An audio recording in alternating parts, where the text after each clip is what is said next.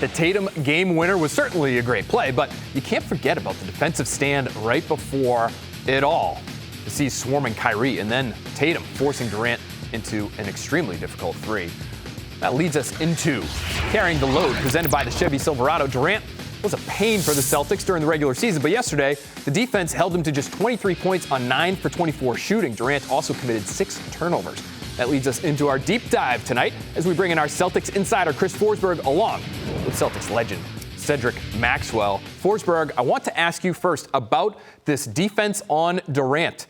Is this sustainable? Because if the Celtics can somehow keep this up, you'd have to think their chances in the series are pretty good. Yeah, so look, they put a lot of attention on him, obviously, to kind of like he's never going to have a clear path to shoot the ball. And it worked out yesterday. I do think he's going to have at least one big game in this series, maybe steals him game 3. But, you know, if you put the onus on everybody else on that roster to beat you, is Kyrie going to have 39 every night? I don't know. So I like their chances if they do, but certainly they got to be prepared because Durant, while they pestered him and certainly contributed to his misses, it just felt like it wasn't the Kevin Durant type of night. And so there's going to be a gaudy number coming at some point. Yeah, Max, what's the counterpunch for the Nets? And are the Celtics able to respond? I think what the Celtics are going to try to do is come out and do the same thing. Be extremely physical, try to knock him off the ball. They did a good job of that. But you have to understand that great players, sometimes they're going to score the ball. I look at the counterpunch is going to be the fact that you're going to have to attack him on the defensive end and not allow other guys like Dragic to come in and score the basketball. But if you look what Grant did, Grant was all over. Mm-hmm. Grant has his DNA right now on that guy's shirt because he was that close to his body. Should I say that on air? That's fine. That's fine. But his DNA Leave the is black all light over. at home. Yes, I love it. And when he goes to the rim, you have 1, 2 guys spying him. It's always a guy looking at him in the face and another guy on the offside. And I will say this, one thing I felt is that Ime knew something about when Durant went to the basket, digging in and kind of getting the hand in the cookie jar, contributed to those 6 turnovers. They got to continue to be aggressive. And I thought Tatum was great. Tatum can lean on him, then pass the baton to Horford or Grant or whoever. But just like Max said, you got to make him work in order. He can't sustain that level for 45 minutes, even after as good as Kevin Durant is. You mentioned a name there, Forsberg, and Al Horford, that when he was acquired, I don't think anyone would have looked you in the eye and said, this guy's going to play a significant role in beating an extremely talented Nets team game 1 of the postseason. But lo and behold, yesterday happens. Marcus Smart playing an extremely efficient offensive game. So, Max, again, to this point of what's sustainable and what's not. We talk about Durant. Let's talk about these two guys.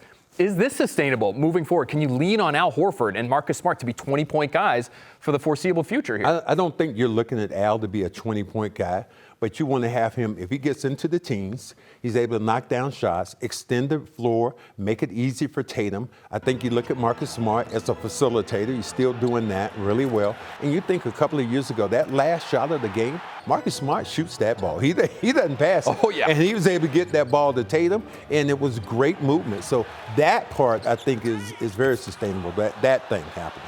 Phil, what did you think when Marcus passed up that shot?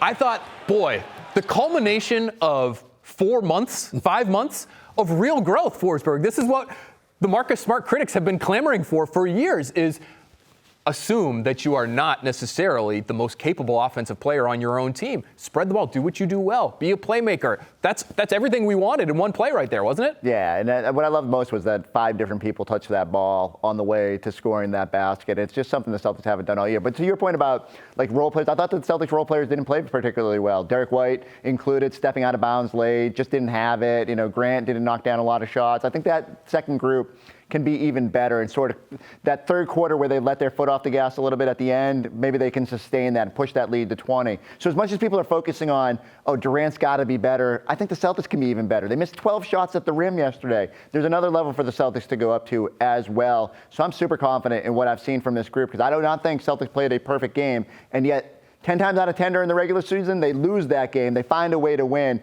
and now they can come back. And I'm sure Ime was sitting there in film this morning being like, let me tell you guys what all the things you did wrong and bring you right back down to earth a little bit. Max, where's this series go from here? 5 games. This game is going to go 5 games. I think the Celtics, if they're able to win this next game here in Boston, I think it goes 5. I think they go back in Brooklyn and win 1. I think the Celtics still won there. But to me, the best thing about this is that Kyrie has to play perfect and Durant has to play perfect in order for Brooklyn to win the game. And the biggest thing, if Tatum is the best player on the floor instead of Durant, then that's really a deterrent to what Brooklyn is wanting to do, because you always thought that, this is going to be the matchup that's going to always favor Brooklyn. But it's at first game, it is favored right now, the Boston Celtics. Max, some people on this network might have been getting some heat for saying Celtics in 5, but just let it roll off of me.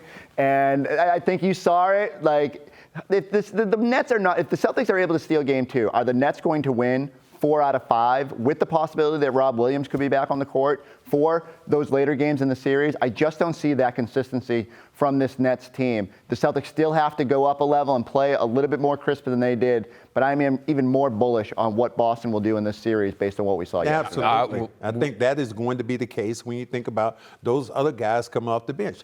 White playing better. You look at what Grant Williams can knock down shots. And I think one of the things, they didn't even use Pritchard. Pritchard had about a minute. He knocked down one shot, and essentially, Ime Udoka, what he did, he shrunk the bench. What happens if Rob Williams comes back? Layups that Kyrie's been getting. Those things are going to be swatted like you swatting flies. Rob? Come on, man. All right, I understand. I get it. Why the two gentlemen here are certainly bullish about the Celtics. They did win in the very last moment.